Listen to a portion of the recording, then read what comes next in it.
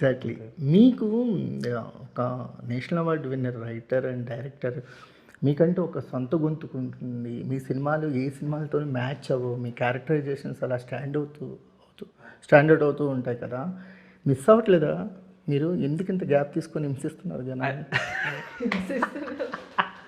నాకేం లేదండి. I think అప్పుడప్పుడు we need to take a break to experience life to bring something fresh on to screen.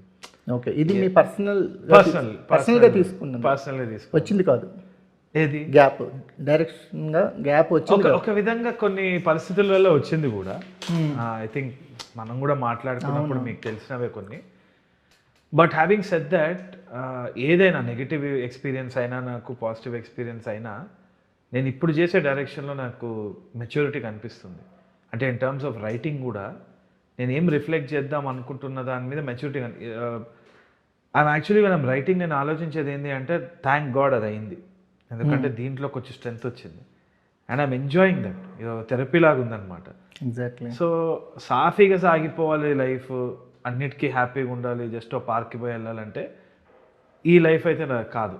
ఎందుకంటే కాదు, ఎందుకంటే ఒక ఫిల్మ్ మేకింగ్ లైఫ్ అనేది కరేజియస్ లైఫ్ ఉండాలి, అన్నీ జరగాలి, all aspects of human emotion మనం ఎక్స్పీరియన్స్ చేయాలి. అదే మనం సొసైటీకి మిర్రర్ చేస్తే ఆ రిఫ్లెక్షన్ చూసుకొని వాళ్ళు ఎంజాయ్ చేసి నేర్చుకొని అవుతేనే దానికి ఒక గుర్తింపు వస్తుంది. So I need to take that break అన్న.